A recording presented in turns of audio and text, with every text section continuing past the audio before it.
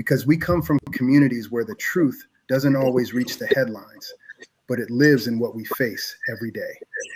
This is Changing Trends and Times, bringing clarity and context to the issues shaping our lives right now.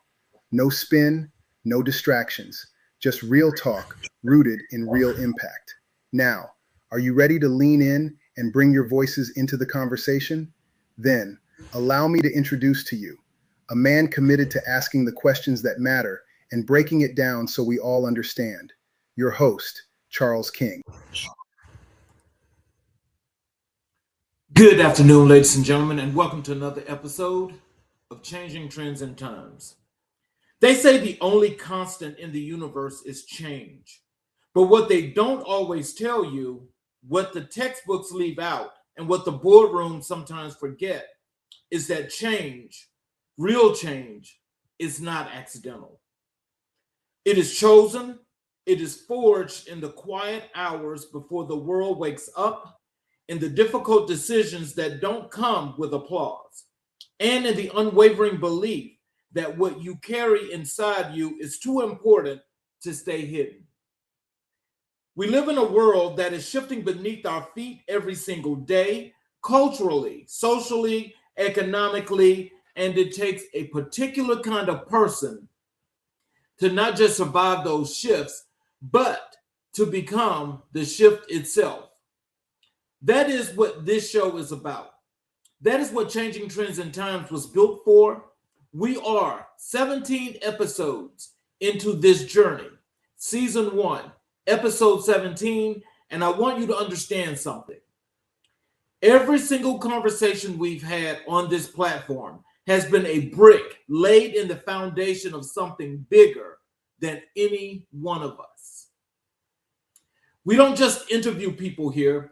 We excavate legacies, we illuminate pathways, we hold the space for the kinds of stories that don't always make the front page, but absolutely deserves to.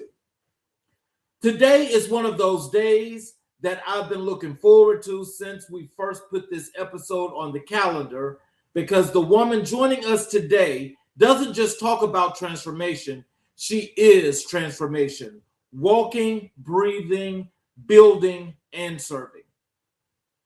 Before I bring her out, I want to say this directly to everyone watching, listening, and streaming in right now. Wherever you are on your journey, whether you feel like you're at the beginning, the middle, or somewhere you don't quite have a name for yet, let this episode be a mirror.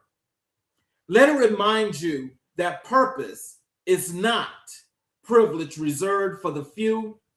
It is a call that goes out to every single one of us. And the question has never been whether the call went out. The question has always been, are you ready to answer it? Our guest today answered that call loudly, boldly, and with both grace and fire. She is a CEO, a published author, a community champion, and one of the most compelling voices in the intersection of Black excellence, entrepreneurship, and cultural legacy. Ladies and gentlemen, welcome her in, because she is not just a guest on this show. She is a living testament to what happens when a woman walks fully in her purpose, refuses to shrink in spaces that were built for her, and uses every gift she has been given to pour back into the world around her. Please join me in welcoming the extraordinary, the dynamic, the irreplaceable Shatiera Porte'e. Thank you, Charles. Hey, thank you, and welcome to the show. Yes, that was one of the best introductions I've had. Come on now. Well, look, I appreciate that. Look, and I really have been waiting, for this episode because, when we talked, there were a lot of things about your journey and where you're going right now that really speaks loud, and it should speak loud to a lot of us. Before we get into the show, is there anything you'd like to say to the audience? I just want to say first, I just want to say to you, Charles, just thank you. Thank you for having me audience, this is a show and an episode that there's going to be a lot of gems, a lot of great information. Come back, right? Come back and watch not only this episode, episode 17, but all of the episodes that Charles is showcasing and sharing our testimonies. This is important. And I'm just happy to be here. And also just make sure that you have something to write with. Go grab something to write with, your notebook, your journal, post it, something so that you can be able to write down some information because anything that you get here from today, if it doesn't directly impact you, it will with your children or the children that you are working around or in your community. And right now, they need us more than ever. Well, I want to thank all of the people that are out that's out here listening right now that are watching the show, especially the people that are with us each and every show.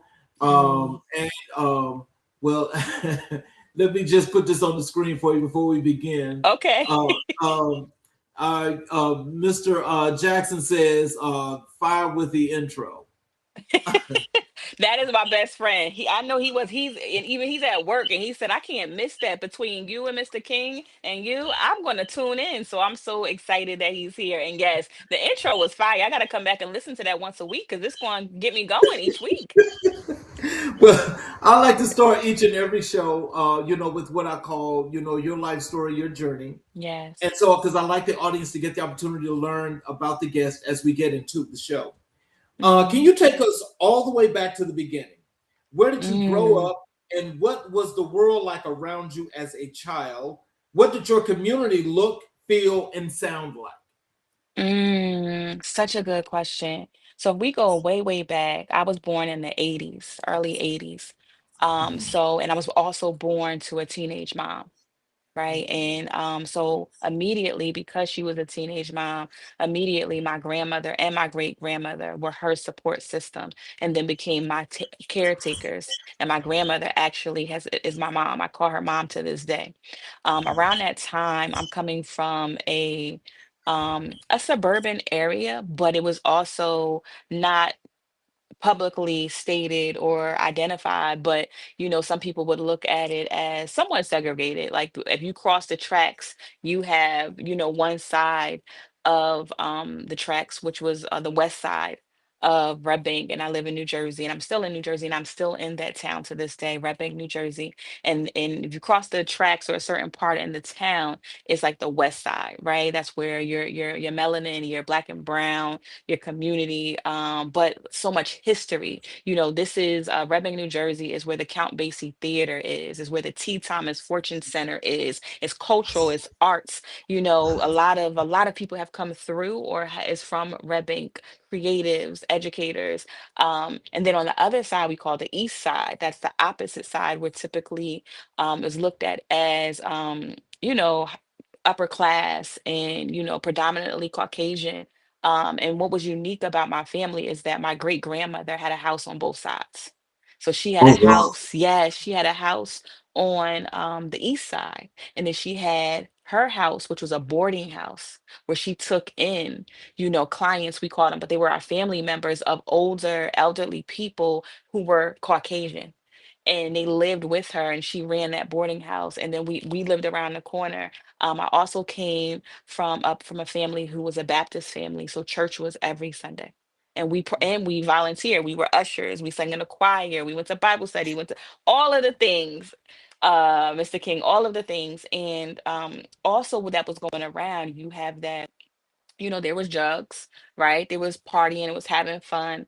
And in my family and around our community, I saw that. But at the same time, I started to pour myself into school. I wanted to be a pediatrician or a teacher growing up. I wanted to make my mom proud. At that time, I really wanted my mom. She was young, so she was out partying in the streets and having her time. She was also someone at straight A. She was in ballet, but she, got hooked on to the streets. And I wanted to make her proud. So I felt at that time, I thought that if I got straight A's and did really, really well and be like her, that would, kind of like stop, her addiction and being able to kind of like come back home. But around that time, I dealt with also, colorism as a young girl as well.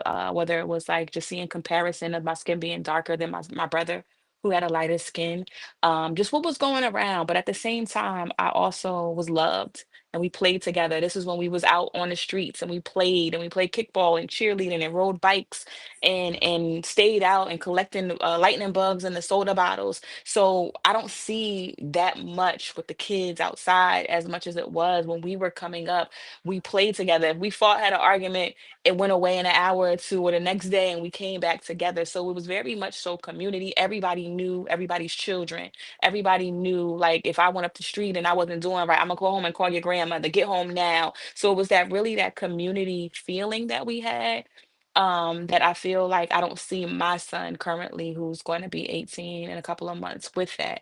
But it also, no matter what we went through, I truly believe around that time taught resilience, perseverance, excuse me, and even being around single, hardworking, or widowed Black women taught me this level of strength that I didn't know I had until I became a mother, until I became, older now. I didn't see that. I was shy. They used to say I used to hide around my grandmother's leg and not talk. So I had to deal with some self-confidence issues. I had to utilize being able to say my voice. But I was a really, really studious student, really, really well. And then when I got to middle school, I started having a hard time. So, who were the people in your early life, family members, Mm-hmm. neighbors, elders, who planted Mm. seeds in you even before you knew what those seeds were for?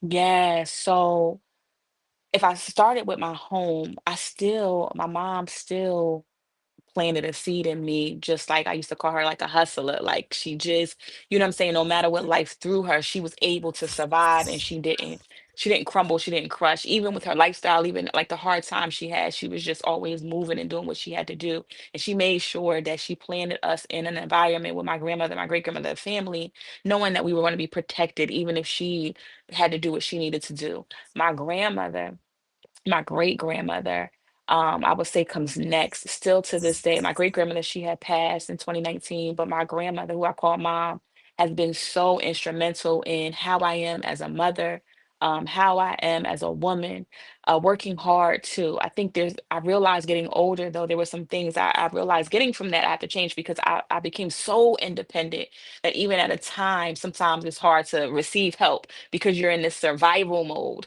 and you are protecting your household. And I also watched women who around that time, women weren't able to at a certain year be able to buy a house, right? I saw my family, women buy houses, have property, right? Be able to able have to have entrepreneurship, entrepreneurship, being able being able to to um have the boarding home and different things like that, being able to show us with having money, saving, financial literacy in the different ways. And then even though my dad wasn't present in my life as much, my uncle, who stepped up and is out about family and tried to do the best he could to be able to be a role model. He worked for the post office.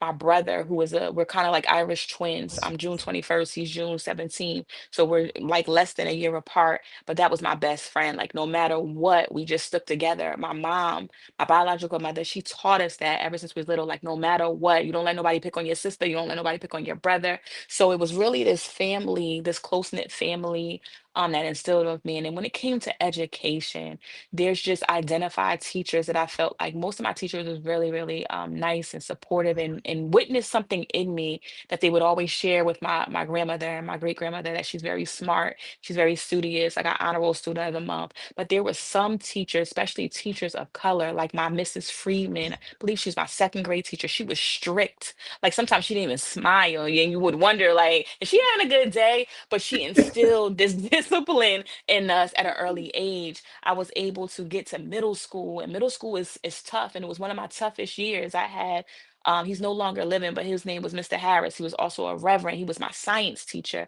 I had a Mr. Jones. I had, Miss Amos. Like, and then when I got to high school, I felt like I became to be in classrooms where I was the only one. And we call that the 2% or the 1%, where it was just me. The color of my skin was the only one in the classroom. When I got to that, I really didn't have many teachers that were of color that taught me. I didn't have African American literature, or didn't even to know to kind of like make sure I picked that for my classes. And when I got to almost my senior year, I had to switch to get my school. I switched to have another school counselor. Her name is Mrs. Linda Cornegay. I will never forget her because I almost didn't graduate from high school, and she never gave up for me. She made sure that I didn't fall between the cracks of our system, that even though I felt like the other, that I wasn't the other. And she helped me get a scholarship for the double NACP, business, Black Women in Business Scholarship. I was able to, not only I was told in April of my senior year I wasn't going to graduate, I did graduate and I did go to college. I went to Bloomfield College, and she made sure that even in that short period of time, you just had that one person who doesn't give up on you. And then as I came up, I had other professors, and then mentors. I have Miss Reverend Sheila L. Thor, Mrs. Ruby Simmons, Miss Gloria Penn. I just have so many people that they're older, and I've always been connected to older Black women who are like generations before me. But I sit and I listen to them, and I pay attention to them, and I just see what they've endured and how they made two coins make it $10 million, and just how they just make sure that there's these values that you need to have and instill. And I think those are the things that I still hold to this day. I think it's important to be able to educate yourself, but there's some things, Mr. King, that the books don't won't tell you, and there's some things that the jobs won't give you, and there's some things that no matter if you go to this country or that country, you won't get. There's these people that you have in place that I feel like that's important to you. And I think that's what instilled being a mentor and a community leader and an advocate, and especially in education, has really, really reminded me, and always as a reminder to make sure I continue to show up in a certain way. So having that strong foundation, because that's a really strong foundation that you had. Hmm. Hmm. What kind of impact has that had on you in your career today? Mm, I think additionally, every day realizing that you be proud of where you come from, no matter what. You continue to make sure that how you wake up each every day, and I'm really passionate, and I really live my life about being and not to go into it, but it's part of my life, so I have to say this: being obedient to my calling and my assignment that God has given me. I wouldn't be here without him. It really has me my morals and my values, Mr. King, they are important to me. I'm not going to sacrifice. I'm not going to do something just for a paycheck. I'm not going to do something because it's cool. Just being able to shine bright in rooms. And if that door is not open for you, you go make a door for yourself. And it really has helped me because coming up, like I told you, I was young, I was shy, I lacked confidence. Even though I had amazing women around me, I had amazing examples around me, I didn't really step into my confidence to this day until I was in my 30s. I got to be honest. I don't want to miss that because, as much as, like you said, I had that around me, it took me a long time to be able to implement that in my own life. And I was still doing the work, working as a counselor, doing mental health in schools. But I had to realize, like, if I'm going to show up and make a bigger impact, I have to, model the things that I was taught, and I do believe in them. So I had to get myself together as well. But I truly believe that it keeps me on a straight path, remembering where you're from, remembering what you've been taught, being able to still to be able to have access. My grandmother is still here, my mother's still here.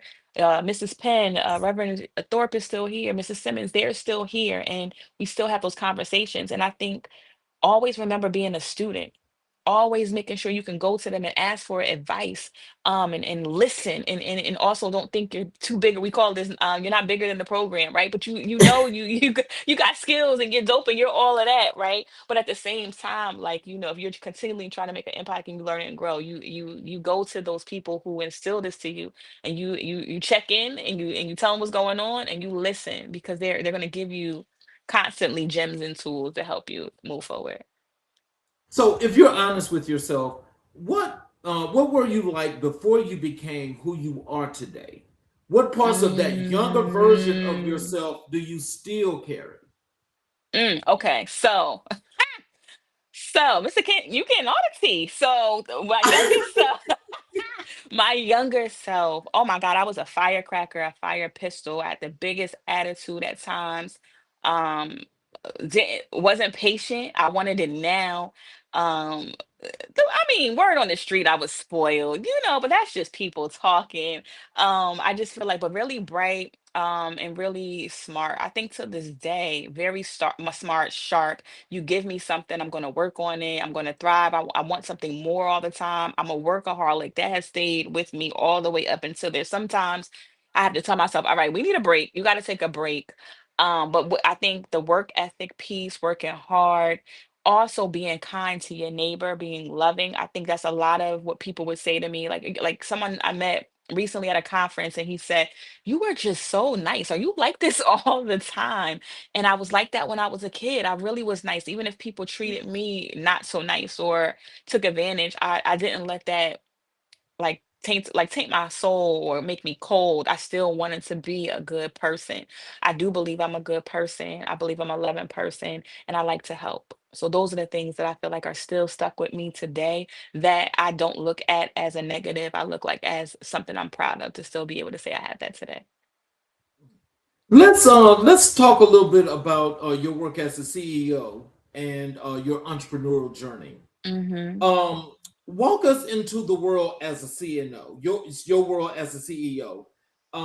What do you lead, and what's the driving mission behind your Mm, organization? The why that keeps you going, even when the work is hard. mm. The why that keeps me going, I'll start there first and then I'll kind of go backwards. The why that keeps me going is empowerment and impact for our young people. That is what drives me each and every day. When it's quiet, when if there's a contract or a youth serving organization that says not right now, and you want to get discouraged, you say, no, I'm doing this for our young people. I know what it feels like to not have access to programs to help me navigate how I want to show up in the world, how to increase my confidence, how to be able to think about what I want to do in the future, be able to have mentorships, and being able to have somebody pour into you that listen to you and hear you.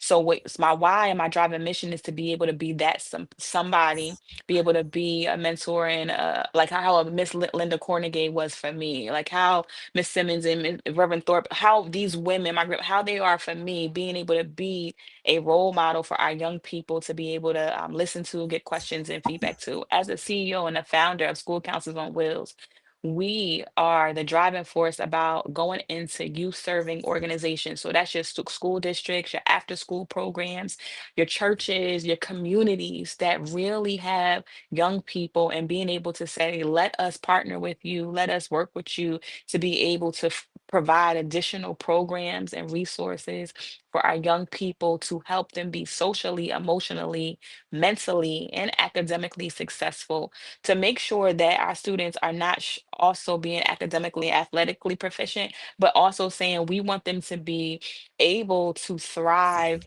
and be prepared when you walk out of school in that real word. But we want to not wait until they get older and as an adult and do professional development and conferences and things. We want to, while they're in school, like instead of Yes. just having math, ELA, science, we want to be able to have classes and the student and youth development while they're in school, to be able to help them emotionally regulate, to be able to have them think big and dream big, to have them say, okay, what's my plan? To be able to have them understand financial literacy and wealth and legacy and being able to be somebody. So what we currently do is we go in and we provide empowerment girls programs, empowerment young men programs, college and readiness seminars, where we sit and we have a reset model and we help students reset, pause, right, begin to start smart planning and be able to look at their next level as they transition each year, but also when they graduate from school. So we want to do an earlier intervention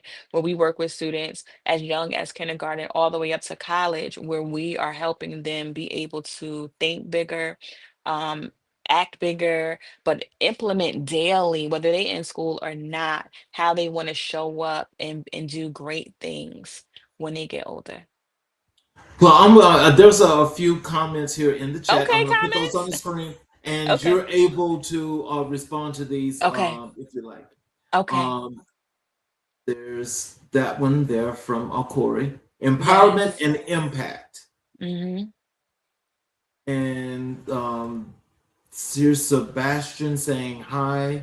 Hi, Sebastian, and welcome. I know that empowerment and impact one, that is key because one of the things that I sometimes think we miss with our young people is to make sure they feel seen and heard and to empowerment and compliment them. So one of the things that I have put into place and practice, and you can do this daily, I do it daily, but I do with them is winning Wednesday. So every Wednesday we celebrate a win and gratitude and what they're grateful for, but I let them lead it. And every Wednesday, be like, I don't know, I don't think I have anything. I'm like, well, what are you proud of? What do you want to celebrate? And just that right there alone is another way of empowerment. And how you impact them is for them to think bigger and for them to compliment themselves and letting them know they're doing a real good job. But one of the things they come back and say, "Why you asked me how I was doing, Miss Porte? You at Miss Shatira, you checked in with me. You know, you helped me celebrate this week. I was really having a hard time this week." So that's what that empowerment and impact could look like. And here's another one here. Okay. School Counselor on Wheels LLC. Yes, that is our business, School Counselors on Wheels LLC, where we're internationally. Even this spring, Mr. King, we paired up with She's Math. She's in Miami, Florida, and she has a math and STEM, a nonprofit where she works with Black girls to be able to help them in college career readiness. And we came together and we did a pilot where we worked with the girls in Miami and girls in Uganda and like once a month on Saturdays, early morning, because they have a different time zone. We were able to for them to be able to connect. So we did cultural, exchange where the girls in the United States could learn about the girls in Uganda, but we did empowerment and impact and self-confidence and be able to really look at how they want to show up and what's similar, but what's also different, and how sisterhood, cross-cultural sisterhood, Sisterhood empowerment empowerment is is amazing. amazing. So, what did the earliest days of building your enterprise look like? Mm. Was there a moment where you almost stopped? And what made you keep going? Yes, there's a couple of moments. But so I truly believe that I didn't find school counselors on wheels. School counselors on wheels found me. And what I mean by that is that truly believe that God gave me school counselors on wheels. I was working in mental health. I've been working in mental health now for over 2 decades, so over 20 years. And I was in education, over a decade, over 10 years. And I was transitioning, looking for something else while I was in education. And I was working at in a school district. And I thought I was just getting fed up. I was frustrated. I wanted just my surroundings to look at the social emotional wellness being of children, just not test scores in school classes, especially because this is around the time where we were in the middle of COVID. And I just felt like I was in just a locked room. And no matter what I said about these students are not doing well and we got to do this and we got to do that, but at the same time, I know we got to graduate them. I know we have to do this, but do we understand? Like, we never been through anything like this before. So I resigned my leadership position, and I thought I was going to take a break. And literally, I was sitting in, excuse me, at the computer, and one of my colleagues have told me, like, you can do this. Like, people are gonna, like, you can be a virtual counselor. And I was like, oh, okay. And I have a certification. I'm certified in the state of New Jersey as a school counselor. And I said, boom, school counselors on wheels. And I birthed the name. And then from that, I started doing virtual workshops with Black girls on the weekends, Saturday mornings, where we did expressive writing, self love, confidence while we were on COVID. And then I started doing speaking engagements. And my business started to grow from doing virtual workshops to going in person, doing mental health wellness talks and speaking at colleges and universities. Then I started mentoring and consulting in school districts where I started helping new counselors build their comprehensive programs and being able to look at the programs they want for their students and being able to engage families and looking at curriculum for social emotional learning. And then it just started to grow. And I was like, okay, but what are we doing? And I think there was times where what you say when I wanted to walk away because it was harder.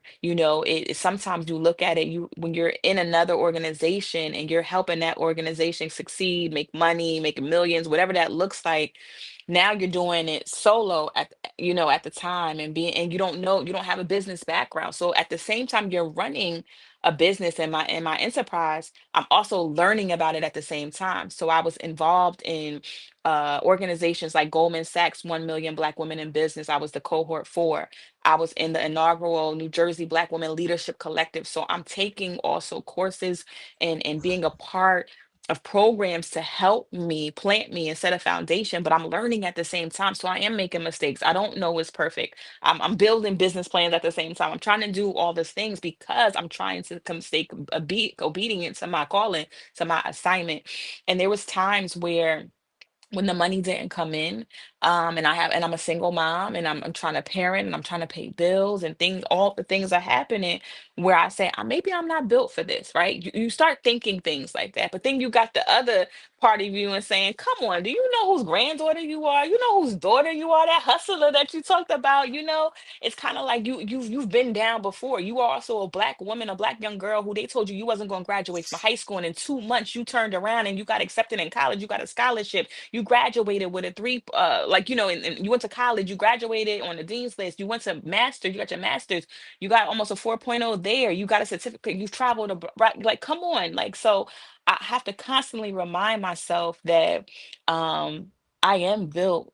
And I'm a unicorn, and I'm in that part of that. My coach and mentor, Dr. Erica Jordan Thomas, we call her Dr. EJT. We are that 2%, and we are. It looks different for us, and you just got to work hard. But I think sometimes, like I said, when they're financially, when you're back up against the wall, or especially now, I think we talked about it a little bit, where you see there's like a financial economic crisis, or where it's harder for Black women to kind of lead or get funding, or get yeses to certain things.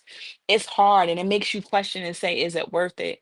But every day I remind myself about the little Shatiera and where she came from, and all the other little Shatieras and the little Mr. Kings that's coming up that need somebody to show them what's possible. Is why I keep going, Mr. King. But it's tough. I remember in 2024, I almost walked away for good. And I remember I was reading this book. My mentor and coach, Dr. EJT, she gave it to me. It's called The Calling by RHA Goddess. And it just talks about how you show up for yourself and what you're supposed to do. And I remember having this breakthrough, and I was crying, and I said, okay, God, I'm gonna get in the passenger seat, and I'm gonna let you lead me, and I'm not gonna walk away from this business until you tell me something different, but I'm not going anywhere. And from that, I kind of did a shift and started to really just pour into it. And I just continue to show up and do what I gotta do for our young people. So, as a Black woman in executive leadership, what specific barriers have you encountered that Mm, others in the room simply did not have to face? And how have you navigated them without losing yourself? mm. I think initially, one of the things too, I should have said earlier, that I think I had to be more strategic and intentional about is that two things that come to my mind when you ask me that question. The first is when I first came in, because I was thinking about the financial aspect of running an enterprise and a business, was saying yes to everything. Like every opportunity that came, whether it was aligned with my business or not, my morals and values, I'm really good at that. I never compromise that. But I'm just saying, like, if there was things that maybe I wasn't doing, but I could do based on based upon my resume, but I wasn't operating in my, zone of genius, but I was just doing things because I'm able to do it, I was saying yes to. And I felt like that I was chasing, opportunities and situations that I feel like maybe if some people came in a room that didn't even have that experience that I'm looking for, because they know somebody that knows somebody, they might get the opportunity. But for me, I don't, or I have to jump hoops and do all these other things to be able to even get a chance to be looked at, or get my file, or my business, whatever the case may be. And I felt like that was harder to saying yes to everything, and I wasn't happy. I realized I'm not happy doing all this, and this is not exactly what we do here, right? So I have to kind of look at what are we, let's stick to the program. And I think the other piece, um I would say, is just making sure that you don't shrink your worth and your value. And when I talk about that, I do mean that literally, like, to make sure you stand tall, you shine bright, you're visible, you talk about your business with as much pride, and you have others remember you. But at the same time, um, just because you get a no doesn't mean you have to go back and change your price, or you have to make sure you have to be a cheap, you know what I'm saying? I think just knowing your self-worth essentially. And that's what the programs that we do in general. But I think those are the two things in executive leadership I had to just say, okay, this is what this is. We're looking at the market research. We see what we do. We operate from a high level of excellence in student experience programs in person. There's this is why this is the way it is. So don't shrink that and don't minimize that and don't change that. And I think once I was able to make sure that I stood tall in that and move forward in my business, those are things that I realized that, you're going to get a no, and maybe that's just not your customer, your client, or the person that you're supposed to be with. But then also you look at your receipts and you see, right, that there you do have good work and you do have people that work with you, and you just keep going. So those are I think the two things that early on, and even still, I'm always making sure that I don't let that make me fold, when it comes to my business. Wow. How would you describe your leadership philosophy? What does Mm. Shatiera Porte believe about how people should be led, developed, and valued? Mm. One of the things I think I still have this conversation with one of my colleagues, and we were talking about leadership. And I think leadership, one of the best leaders that I have, or I try to, that, and I want to say this too, because I struggled in this in the beginning, but I get it now. One of the things is I had trouble delegating. Like as a leader, my mentor, that's why she gonna love this episode, child. She always used to tell me, you need to give that to somebody. And I'm like, you just think, I think one of the things you think you have to do everything. And that is not operating in leadership. You have to, as a leader, if you are leading and you know your organization and you know your people, you're able to survey and you give people chances and you're teaching them because you're operating and teaching them how to lead. So you got to be able to help let them delegate. So I had to learn about delegating. I had to learn about listening and having conversations. But I think that was a big, big, big one for me. I also, um, really, I think one of my other hardest lessons that I had to get clear on immediately, because I saw it affect the business, was to make sure that as I'm leading and as I'm delegating, to make sure that the people that I am leading and delegating in are looking up to me and listening to me, and I'm making sure that they are clear about what they need to do. I realize that, and if they don't have everything that they need, then I'm also making sure I'm empowering them to advocate for what they need to be able to do their job, but also having systems and things in place for them to be able to thrive and be successful. So one of the things that we talk about all the time is making sure I constantly am looking at, if we're saying we want to do this and want to produce these outcomes, do we have everything that we need to be able to do those? Like seriously, you know what I mean? And sometimes we don't. We want to be able to do this, but you don't even have a working system. You don't have a working computer. You know what I mean? So really just making sure that I am equipping, not only myself, but the team to be able to have what they need so that we can be able to sustain, we can be able to function. But to me, to make sure our students, our young people are going to be successful and be successful from our programs. Wow. As you mentioned that delegation part, I want you to know that that's a struggle for me. And Mm, so, can you tell me, after you went through all of this and you realized this, and you had your mentors telling you how to do that? How did that make you feel as the actual leader of your organization to be able to delegate, to mhm. teach, and to train these people? So, both in a 9 to 5 and now in my business, it was hard. I'm still navigating that, but I'm not as but so initially, I'm going to be honest with you, Mr. King. When I heard it, I thought it was an attack. I thought initially when they're talking about that to me, like I'm not doing a good job and that you're trying to take something away from me. And I was very territorial over my assignment, knowing that I was overwhelmed, overworked, had too much on my plate, right? And then I'm talking about that. And then when they come and give it to something, I'm like, well, no, I don't want to give it to nobody. They're not going to do it the way I'm doing all these things, right? And then I think I realized, and I was just saying this, I believe yesterday, that when we look at everybody's role in the organization. And with this one activity my mentor did with me, and I was telling this one of my sister colleagues yesterday that would really help me is she had all of us list all of our roles and responsibilities. And then we went around to see, did some of us have the same things? Because sometimes we're doing other people's things, we're doing this person thing, we're doing that person thing, and then we might not even be getting done what we are supposed to be actually doing. I think for me, Yeah. I still struggle with working on hiring and being able to do that. And being able to just say, okay, this person can do that. And I think initially, to be very transparent and honest, sometimes it was just worrying about making sure you can compensate, depending on where you are in your business. But then if you are a leader and you're strategically planning and you're looking at your annual plan and you're looking at all the things, how you can show up or what you need to do or how you to make that happen. But I think it really took me some time to be like, and I think also too, sometimes I don't know if this is everybody, but there's trust issues. There's trust issues. And knowing that you still got to go in there and hire people or tell them to do stuff, even if there might be a chance they don't do it perfect. They don't do it like you, or you might have to get somebody else to do it, but you have to go in knowing that and be very well okay with that, because if you're sharp, you're a leader and you know how to pivot and be resilient, you know what you have to do. So maybe have somebody on a retainer, have two backups, you know what I'm saying? Like if just because, but that when you don't do those things, you're not only procrastinating, but you're procrastinating, in your business and in what you're trying to do. So it's tough. It's tough though. I'm still working on it. So let's talk about your work as an author. Okay. When did you first know you were a writer? Not Ooh. someone who wanted to write, but someone who had to. And what was the moment the pen became necessary? Oof, such great questions.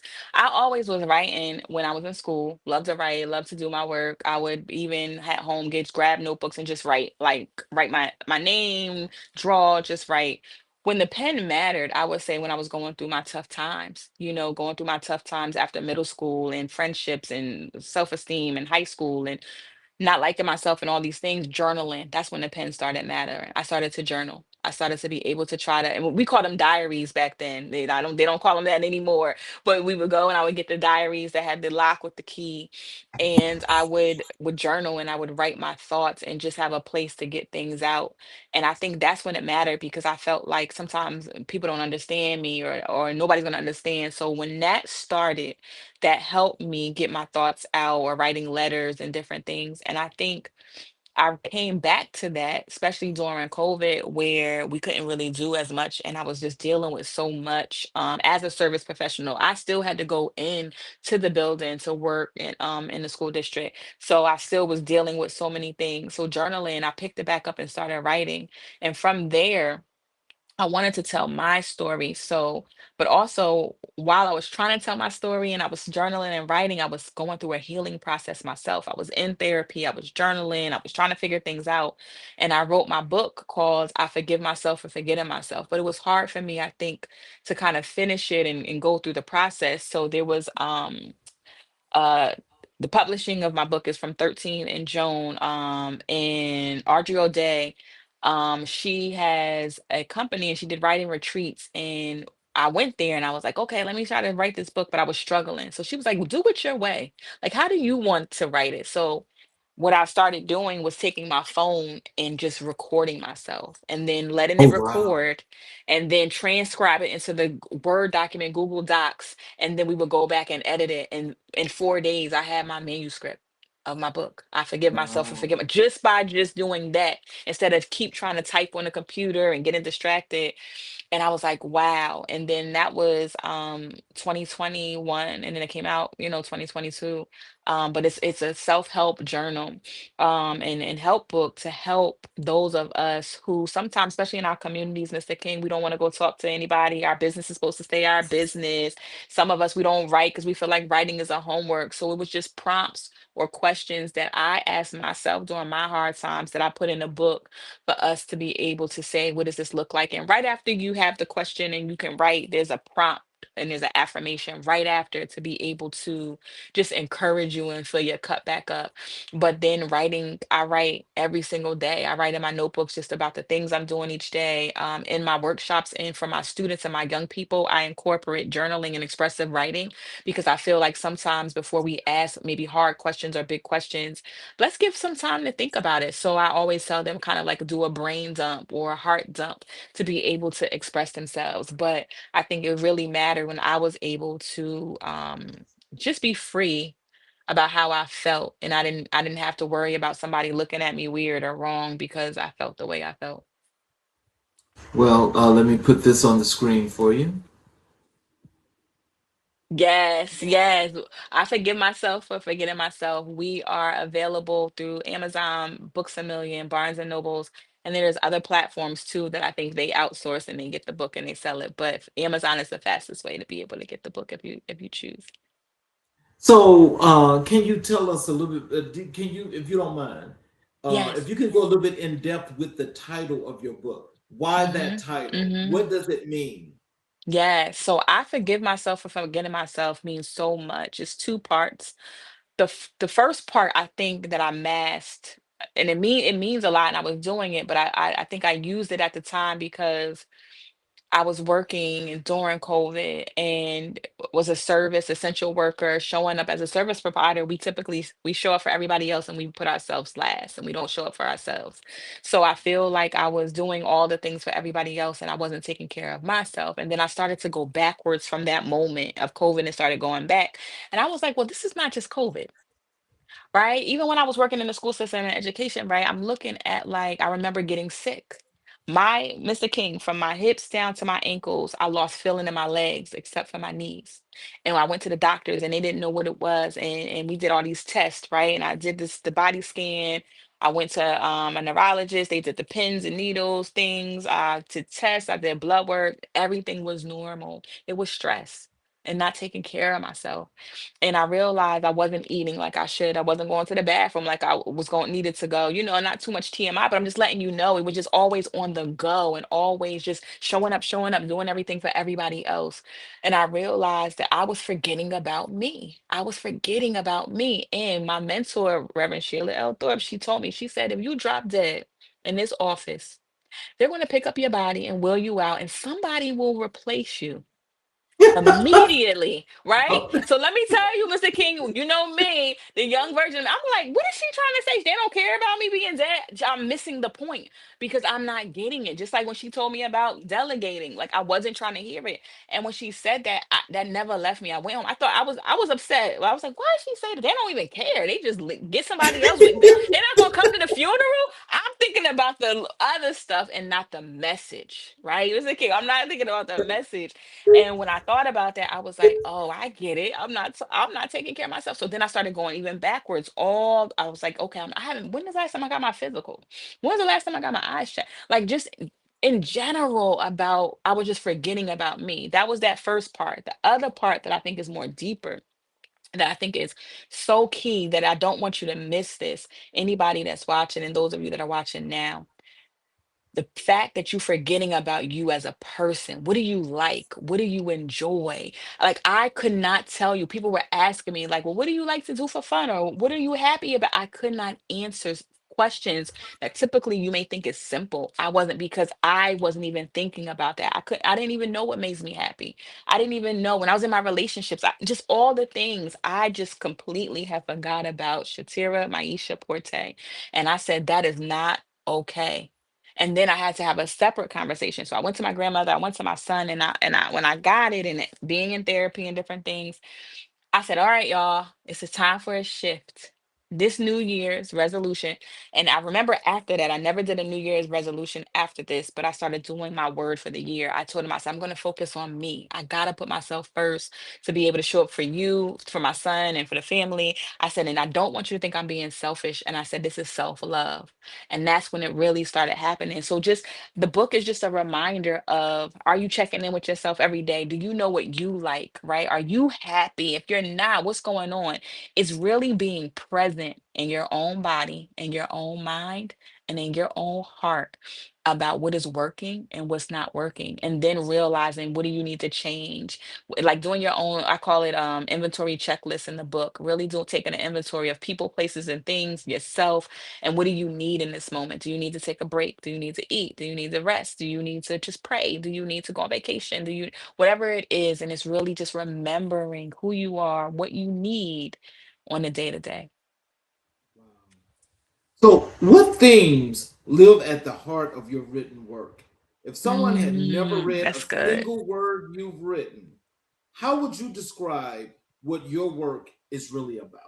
That is so good, Mr. King. I would say what always comes up, the moral, the message behind everything is to not give up. Keep going. Take care of yourself. Celebrate yourself. Um, it's interesting. With me and one of my good friends, one of my best friends, we were talking about feeling inspired and motivated, and people around me was saying that they're not motivated or inspired by anything, and that to me is like diabolical. Like, I'm like, what is going on with y'all? Like, who are you around? What's going on? Like, you're not motivated. Like, it blows my mind to this day. Like, I'm upset about it. But I think it's just the undertones of my work is always going to remind you that you matter, that you are important, that you, no matter how hard it gets, don't you give up, you keep going. And that's really what it is, just reminding self that you are important, and really celebrating who you are and that you have something to give and you just got to keep going. I really do not like when I hear people just not trying or want to give up. I just feel like, come on, you got more to you. You wouldn't be here. You have a gift. Somebody's waiting for you to do something with that. So I'm really like passionate about making sure people, operate in something that's like they're calling, or that's just motivated, or they find something that they're happy about to be able to do each and every day. Take us inside your writing process. Where do you write? Mm-hmm. When? What does that sacred space look like? And how do you find your way into the work?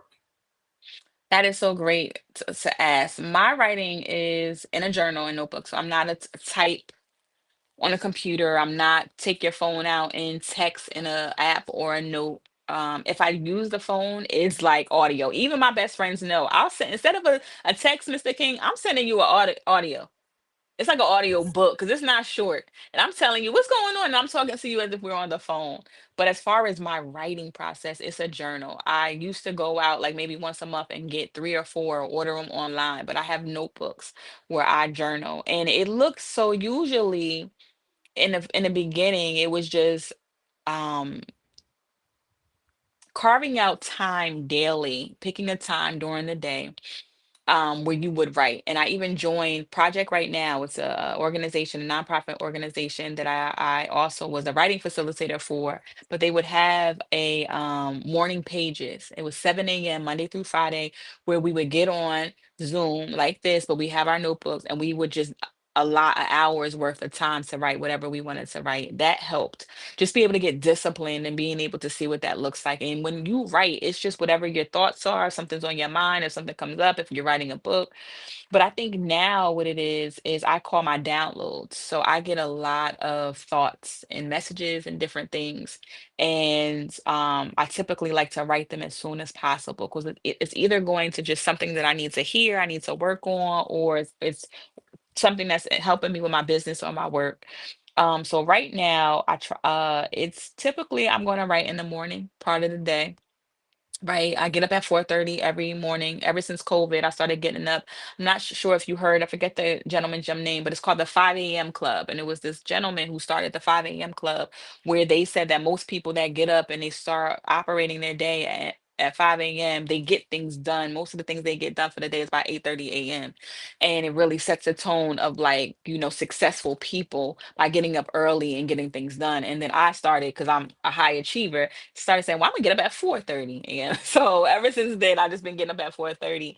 So typically I get up, I pray, I journal, I have a daily word that I read every day or I write, but writing also helps me not only express myself, but it just gets, I'm somebody that the thoughts are constantly running through my mind. I'm a visionary, so it helps me be able to write. So, and then sometimes I'll write in the night if something comes up. But now I keep a post-it or my journal in my bag with me everywhere I go because that's how amazing it is for me to get these downloads I call that I need to write. But I think I started what helped me is to stop worrying about if I'm spelling the words right or making it as formal. And then it's a tool. So it's just kind of like my best friend that's with me that I'm utilizing the writing process. Wow. So with your journals, because you say you use a journal. So Yes. what if like if you have like let's just say three journals that you use to write your book, Yes. Yes. which means that you've already got your master copy. Do you like Yes. just keep them to like together bound in like a safe space? Hmm. And if so, what does that mean for you as you continue to write? Right. So I have my books, and my book, my I Forgive Myself for Forgetting Myself is a book that you can write in. So I tell people that you can purchase this book and use it for career, personal relationships, and you can go back to it and just see your journey and kind of check off, or if there's areas that you didn't finish. It's like a resource. My books and journals, I have so many, most of them that I feel like I call it my unfinished business, work that I did not complete or I'm still working on, or I got to get back to, they are still visible or I have access to. So they're somewhere on the shelf or they're somewhere in like, a bag that I have, my journal bag where I can kind of go through those things. And then there's some where I looked at and I'm like, okay, I'm gonna keep this. I'm not gonna utilize it right now, but I'm gonna keep this. And then some I have maybe looked at it and highlighted it and keywords to be able to put it together for. I'm working on the second book. But I think it's good to be able to go back for two reasons. Even if you're not going to write a book, it's really good when you are healing and you're going through that process and you've overcome that hump. It's great to go back to that to see how far you came from because it's your testimony and story.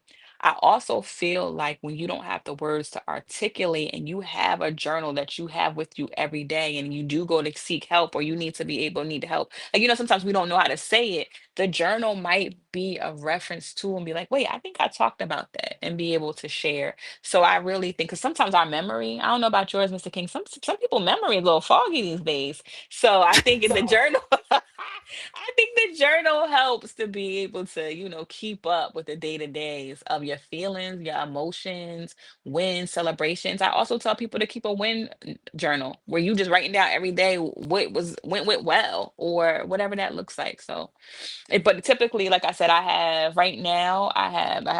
two next to me right now, and they have different purposes.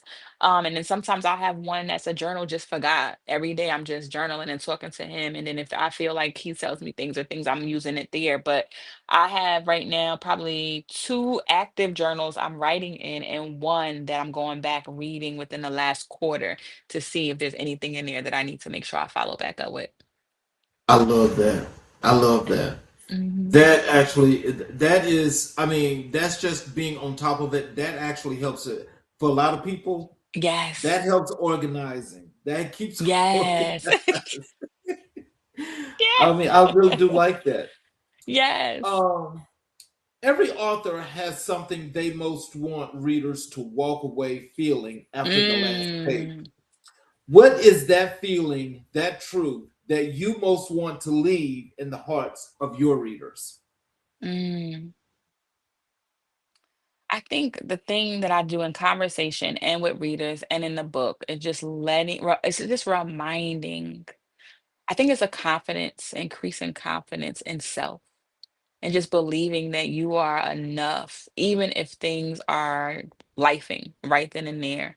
But I truly believe I just want readers to walk away having either a reminder or a newfound definition or love for themselves as a person. I think sometimes we're too busy or we're pouring into our partners or whatever the case may be, but we forget about us. And I just want you to remind yourself just to know that you matter too and to take care of yourself, and just love on you. So that's typically just reminding them that they are important. They are important. We're almost at the top of the hour. Do you mind Mm-hmm. going a little bit over the hour? Sure, sure. I'm here. Okay. So let's talk now about your community engagement and advocacy. Yes. How do you personally define community? Not the Mm. dictionary definition, but your definition, the one born from your lived experiences. And why does community matter so deeply to you? Mm. Listen, my community, when they watch this child, they're gonna be like, she's community. I should have a t-shirt that say I'm community because I community matters to me. It really does. I'm part of different organizations and communities. And one of the things is I'm always making sure we learn from each other and grow from each other. I really feel like we are not supposed to do life without God and without somebody else. I believe her name is Tiffany Haynes. She has God's Math, and she talks about people coming together and to be able to multiply and to be able to do great things with one another. And if Corey's still on here, please Corey, write Tiffany's last name in God's Math because I know we read that book together. But I truly believe that community is a place where you can celebrate, you can be transparent, vulnerable, you can learn, you can collaborate, you can grow. Some of my biggest growing lessons and biggest spurts came from being inside a community. One of the communities to this day that it took me a while to join, I was watching behind the screen, and then jumped in was our seven-figure educator community with Dr. Erica Jordan Thomas.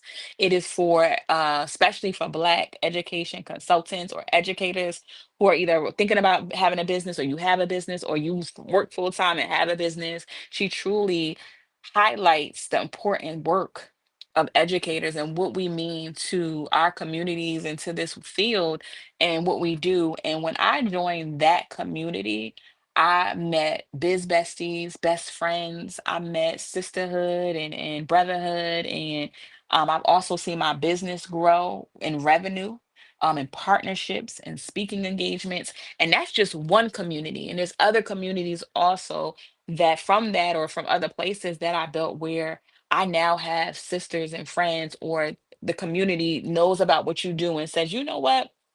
I want to refer you, right? And it doesn't always have to be revenue or money or things, but I just think being able to have family, you know what I mean? Because I've had a small family all my life, and then most of my family is not here or around locally. Community for me was important because it became family and it became resources and it became my safe space. So when I think about community, I think about a place where you can go and be loved on and poured into. And you also, I do believe in community. There has to be reciprocity. You cannot go in a place and take, Mr. King. That's no, no, no. We're not doing that. That's not Yes, allowed. yes, But I truly yes. believe that when we all are coming together and we win together, it's a beautiful thing. So community to me is family, but it's also going into spaces to learn, to give, and to be celebrated, but also to collaborate and just grow with each other and support each other. And it's okay to go into a community and find it that it's not working, and you get yourself out and go and keep going. And you can be part of more than one. I have community for education consultants. I have community for moms. I have communities for Black women. I have communities for leadership. I had community when I was in Goldman Sachs. You can, and community seasons can be over, or you can still go back to. But I, to be honest, anyone that is listening and watching, if you do not have a community, please, that's your homework this weekend. And then come back to the YouTube and then come back to the YouTube video, baby, and type it underneath. I got my community, or go on LinkedIn and tag me and Mr. King and let us know you got community and what's the group, because it's important. I truly believe you are not supposed to do life alone. And some of y'all just like, I can do it myself. Okay. Okay. Go get yourself some community, please. Here is the put this on the screen for you. Okay. This is in the comments. Yes, Tiffany Haynes. Yeah, she's so good. She talks about it. She's on Instagram. I found her on Instagram, but she met, I forget the other young lady she met, and they came together and they did God's math, meaning like one plus one coming together and being able to, and now they are killing it across the world. So I truly believe community is an amazing thing to be a part of. So, which specific communities have you poured into most intentionally? And what drew you to serve those particular people in those particular places? Mm. So I have started some of my own community. So I'm a mentor for new counselors and I have mentees. So initially back in COVID, I started my Courageous Counselors and it was for school counselors across the world for us to come together and to be able to learn from each other. And through that, I continue to build relationships and I have mentees and just school counselors who are new in the field, and especially women of color. So Black school counselors who are either internationally providing services or currently in the US. And I feel like that is one way that I feel like I am giving back to be able to, because I didn't have that safe space, you know what I mean? To have being a part of a community of Black women who were school counselors that could, pour into each other and kind of see how that works. So I was able to create that through my business and be able to connect, especially with school counselors, and continue to be like a mentor and a support system. One of the communities I feel like I show up definitely, and they show up for me, is the seven figure educator for the educators. So if you are an educator and you are looking for a community outside of your district, outside of where you live, and you want a safe space, come join us. We actually going to be in ATL in Atlanta. The week of September 8th, I think, but the 9th, 10th, we're going to be in Atlanta with Dr. Erica Jordan Thomas. She's celebrating 5 years. Come on and join us. You can get your ticket. You can find her. I think other communities that I've been a part of, like I said, was the Goldman Sachs 1 Million Black Women in Business, New Jersey Black Women Collectives. I'm part of the NAPSE, so the National Black Educators Alliance. I'm also a part of School Counselors or Association. We have the Association of International Black Educators. So a lot of it is like education, school counselor services, but then also community can be your churches and your women's groups and there's like let's say if there's a black or if there's a matcha group, sign me up. I love some matcha, like so I just right now though it's really those educate. Oh, I'm also a part of, which is really really good, that I love, is called the abbreviation is TCC, and it's the collaborative with Dr. Q, and she has a community that I meet with every 2 weeks where we pour into each other. And it's a community of all Black women education consultants. And what we do is we come together and we go after RFPs together, requests for proposals for education contracts and government contracts, to be able to come together and use our expertise to be able to impact our communities in a big way, but we don't have to do it by ourselves. So that's another community that's super dope. Wow. Well, look, when you get down here to Atlanta, make sure you connect with me because I definitely love Yes. to get a coffee with you.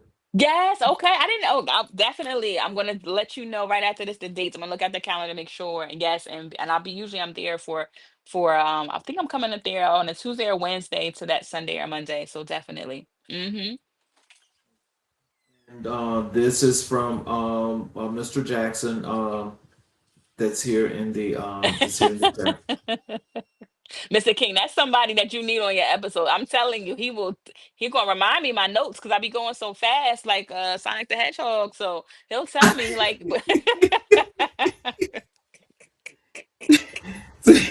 Look, it's always good to have that plus one. yes, yes, it is. Tell us about an initiative, a program, or a movement that you have either launched or supported Mm, that you are most proud of. What was the need, and what did the work look like on the ground? I love it. I love it. Oh my goodness. That would be our girls empowerment program. That's a program since I started school counselors on wheels, but it was a program I know I needed and I didn't have much of, especially with young girls coming up, and then even girls today, the social media issues or arguments or different things that they're dealing with, self-esteem. So the initiative that we started was our young girls empowerment program. Since our existence of 5 years, that has been a program that every year we have provided services for in school districts, organizations. That's important. And it's our Blossom Within program. And we help young girls blossom within themselves, like mentally, emotionally, socially, academically, to make sure that they're just growing and they're able to. Some of the things include being able to make healthy decisions, being able to identify their self-worth, increase their confidence. And I think that's so key, especially for young women, because as women, sometimes, we're told to shrink, or sometimes we are told to not be too much. And I think in our younger ladies program, you can be you. You can have your natural hair, you can have your locks, you can have, be proud of where you come from, the culture, your background, your history, just wherever you want to be when you grow up. And I think that's what's really, really important, an initiative that we take pride in, to be able to empower young girls and our young guys too. But that initiative just been so powerful, to be able to let them know their voice matters, they matter, and that they could be anything that they want to be. What gap did you see in the communities around you that no one else seemed to Mm, be feeling? The gap that made you say, if not me, then who? mm. I would go back to, because growing up, we had like the athletics, and that was big. But I would say two gaps, but I definitely would go back to say first is the definitely the girls empowerment program and empowering the girls. I don't remember having or seeing that, where they primarily focused on us, empowering us in that big of a way. And I felt like that was important. And I think that would have also helped me as I was navigating middle school and high school. And then the other piece of that is that college and career readiness gap, just making sure, I think for me, my grandmother, because she was working several jobs and trying to take care of us and different things, she may not have known what was available to us to make a decision about college or career, technical education, or a pathway.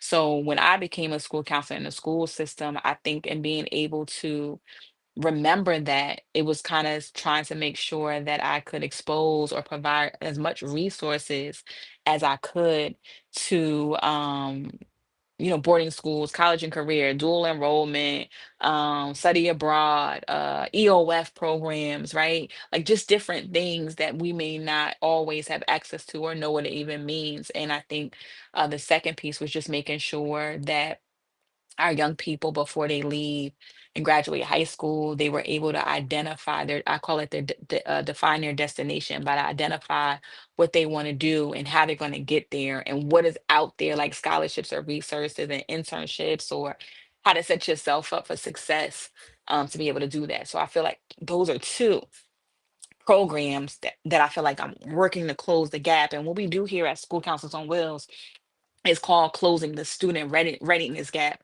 And it's making sure that our students are ready and prepared to be able to shift so that they can continue on their journey. And I think that readiness, being prepared and being ready, people have a different definition of that. And I think just getting a diploma, just going to school, there's more than that to getting ready, and there's like exposure and some skills, like, right, some soft skills, some communication, problem solving, decision. There's skills also with that, that I don't necessarily see that our young people have spent as much time as I think they should, while they're coming up. Okay, and Mr. Jackson just put this Hmm. here in the chat. Oh, Um, yes, yes, yes. Dr. EJT, she's amazing. If you are not following Dr. EJT, she's changed my life. That's also another mentor, Mr. King, who she was an educator. She was a high school math teacher. She became a principal, and now she runs a multi-million dollar business where she's helping educators with financial freedom, and really helping us to lean into our zone of genius and know that if anybody deserves to be a millionaire and to be able to financially be free, is educators. let's go over to your Black History influences. You told Okay. me that your grandmother, your great grandmother, Ruby Simmons, and Reverend Sheila L. Thorpe were the most influential Yes. persons in your life and career. Yes. So, can you tell us, um, with these Black historical figures who have most shaped who you are, Mm. and what is it specifically about their stories that speaks directly to yours? Yeah. So Miss Simmons definitely, she's the one that hold my hand, along with Mr. Kramer. He was the educator I told you about, that was telling me about being able to have a business, and he showed me what it it didn't take much to write a book, but Miss Simmons, Ruby Simmons, she met with me after work, and she would talk to me or she would give me advice, and she would say that I could do this. And if I wrote something ever, she would look it over, because she's an author and she's a self-publishing author of many books, and she does different genres. And she was just so instrumental in empowering me to make sure. And even in my book, I dedicate my book to her. She was one of the people I dedicated my book to because of her support, because I think it's important to have somebody that has done this and that can support you. But she also, just even to this day, she'll send me a note just saying, or she'll type something on LinkedIn just to let me know she's proud of me. And I just think that's amazing when you can make your mentor and somebody just always reminding you they're proud of you. Reverend Sheila L. Thorpe, when I tell you, I've came to her, she was my boss, right? My leader in education. And I came to her after transitioning from mental health to education. And I had work trauma. I was coming from environments that did not uplift Black women. So when I came Mm. to her, yeah, it was rough. And when I came to her for a job and to really get out of the situation I was in. And I think even be having I would say those last, let's say 10 years or so of work trauma and defeat, I lost seeing my own value and contribution to any place. So when I interviewed with her, the interview was more of a conversation, and she helped me also realize and reflect on where I was at up until I sat in front of her office. And even if I wanted to give up, she never would allow me to. So helped me instill more confidence. She helped me show me what a leader is and that my voice matters in any room I walk into. And she challenged me. She challenged me a lot. And she challenged me to think bigger and brighter and more strategic, but also through policies and procedures and legally. So it was really good. And then my great grandmother and my grandmother, they just showed me that even um, as a widow, or even as, a single mom, or whatever the case may be, no matter what happens, as a mother, as a wife, as a woman, you keep going. Like, they just showed me I get my resilience, but they did it with so much class. And they are women who you rarely saw them cry, because they were always making sure they was providing for their family. But also, I think now what I can appreciate, Mr. King, that I did not get when I was younger. I thought they were punishing us to go to church, and punishing was their faith. They would say to Right. me all the times, like, I'm praying for you. Did you talk to God? I'm like, what he gonna tell me? What he gonna say? Like, this was me younger. Like, I was a mess, child. And still going every Sunday, still telling them, what is that going to do, child? And all of the women that I've named, they go to church, they faith, but I was the pistol. And my mom and all of them. And then I think they taught me, like, just now, about my faith, and just being a good mom. And also, families, you sacrifice the sacrifices that come with it, but the faith, they are faithful women. And I'm so thankful for them. Mhm. So, how has Black history, not just the dates and the events, but the Mm, spirit of it, shaped your personal identity and the purpose you walk in every day?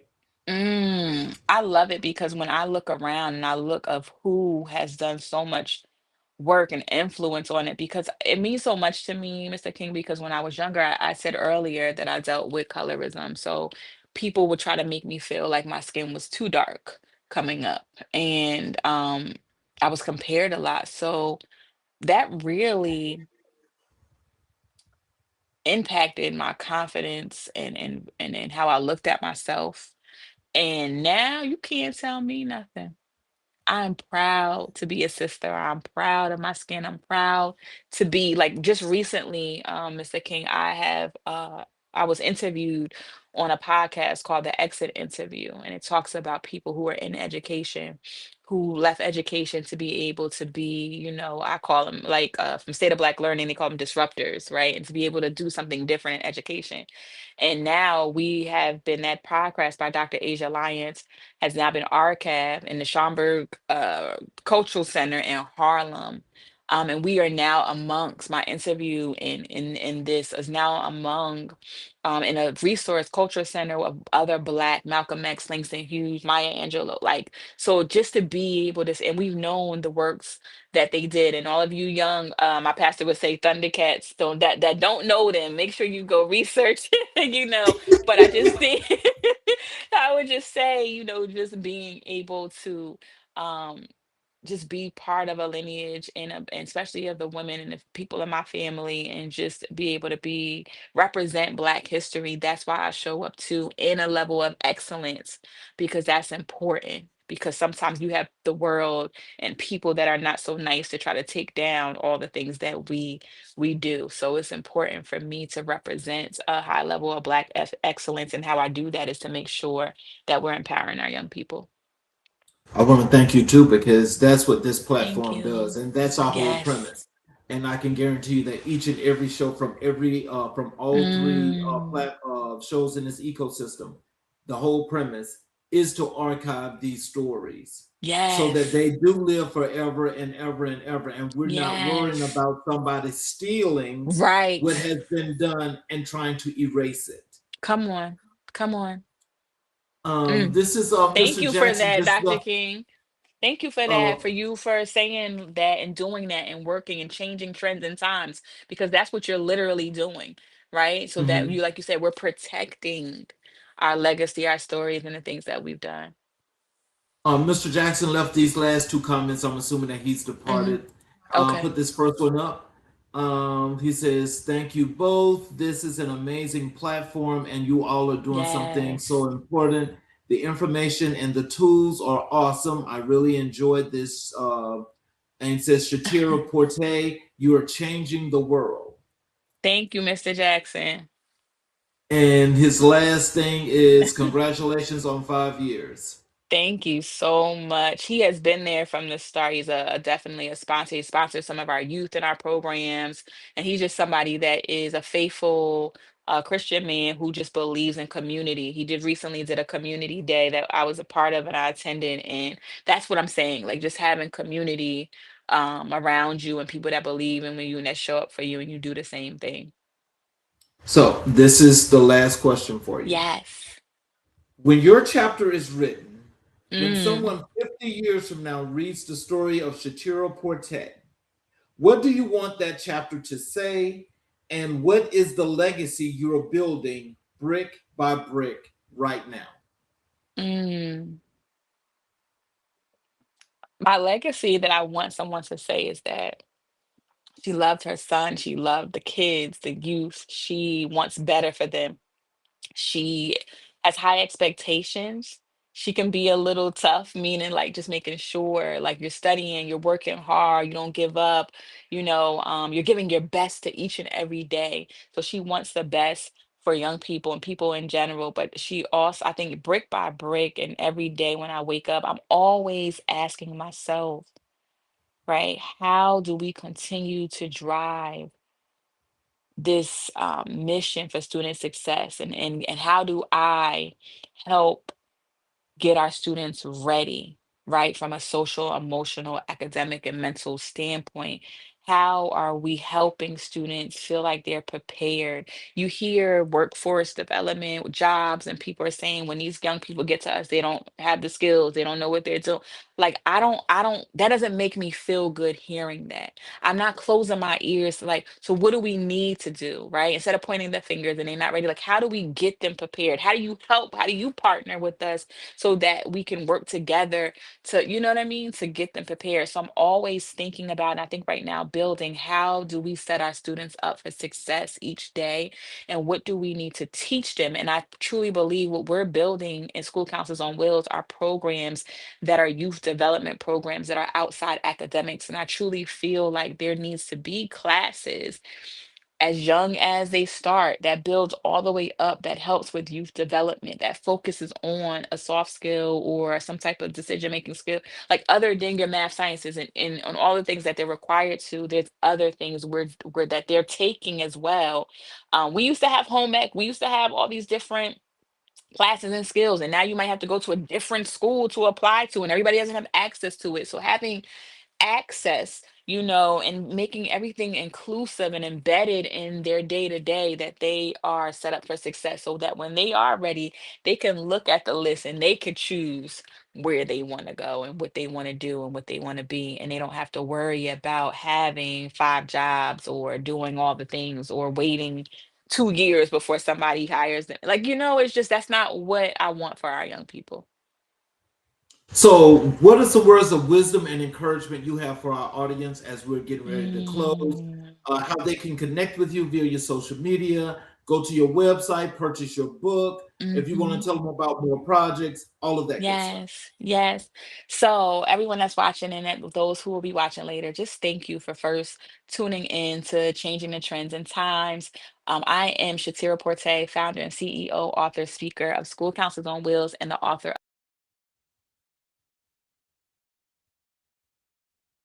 of I Forgive Myself for Forgetting Myself. You can grab that. Um, One way you can be able to reach me is you can be able to reach me on LinkedIn, Instagram, or Facebook, or you can email me at schoolcounselor.onwheels.com, school counselor singular onwheels.com. And I would just say, as far as you continue to build community, and you continue to just the environment around you, continue to just pour into a young person, encourage them. One of the things is, I know what it feels like needing to have somebody to encourage me. Whether it is, and maybe you don't have, I know a lot of us, we don't have the capacity or the time, but even the wise words. I think having a young person be seen and feeling seen by someone and giving them an advice to say to keep going. Ask them today, what win are you celebrating? But just try to just pour into the community. Donate to your local organization, your schools. Reach out to School Counselors on Wheels. We're always looking for someone to adopt students in our organization. And what that means essentially is we want to continue to be able to internationally and locally and in state to be able to continue to provide programs and services to kids to make sure they're set up for success. So I would just say continue to pour into your young people. You can reach out to me by emailing me, and then we could always set up a call to be able to talk about, how you can support us and the youth and the organizations that we are providing services to. Things that are coming up. I just got back from two conferences, but I am going to Atlanta in September to the Seven Figure Educator.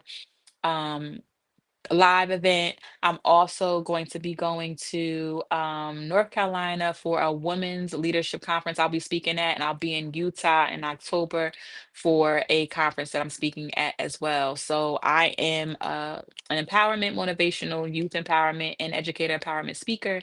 So if you are looking for your next key speaker, please don't hesitate to reach out.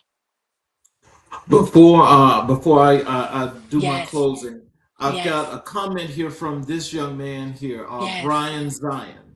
He was a guest on the show, and Mm, I want to tell you that you didn't leave your email, but I really would love for you and Brian to connect. yes, You guys are in different parts of the country. He's in Florida, I think, and I know you're in Jersey.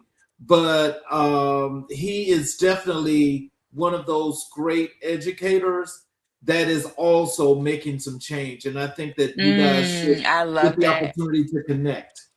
I love that. He's right, because typically the way world language is presented, and I've seen it as being a school counselor, is it's kind of like, I'm gonna tell a quick story too, because when I was coming up, my choice of furthering my language and development and coursework was Spanish. So I started in middle school and went to high school. I only know numbers and colors. I cannot have a conversational converse or kind of a conversational conversation with it. And I'm not happy about that because of all the years that I took the course and wasn't. But what he's saying is, I think now we see it as world language is presented as meeting the requirement that is supposed to be for the graduation, and it's not maybe necessarily something that could be, like I'm saying, a skill that I think that my son, I tell him all the time, I want you to have a dual, be dual language, have another language. So I think you're certainly right, Brian, and we need you to be able to continue to, as you said, this message here on this platform.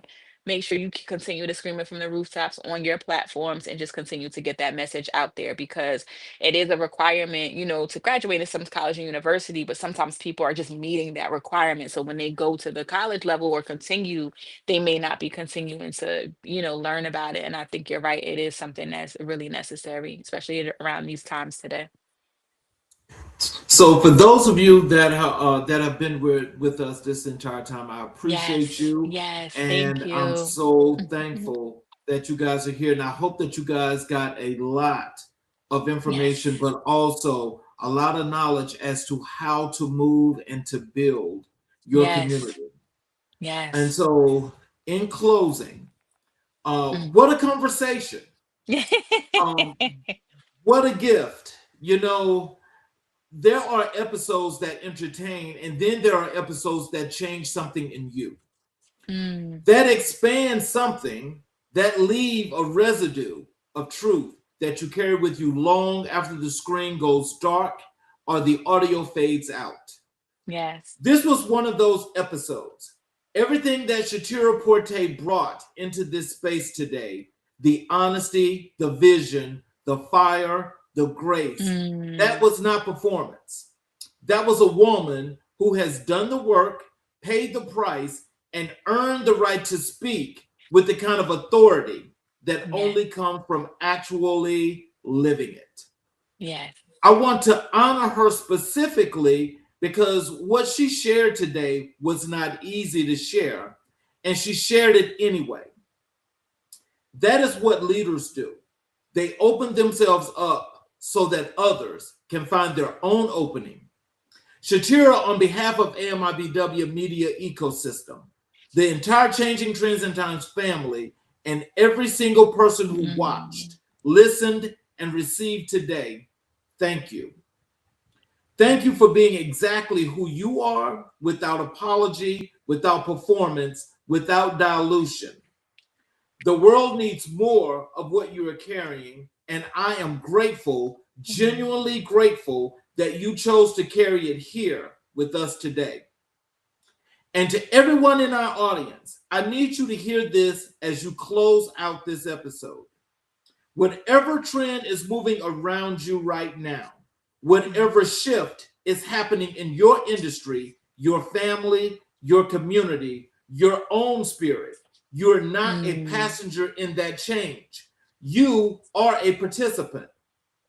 You have been equipped, you have been positioned, and if today's conversation did nothing else, I hope it reminded you that your story is worth telling, your Yes. work is worth doing, and your Mm. life, exactly as it is, exactly where it is the raw material for something extraordinary. This is the truth we come here to tell. Every Saturday, every episode, every season. That is the mission of Changing Trends and Times. We're building something here together, a cultural archive, a community of thinkers, dreamers, builders, and believers.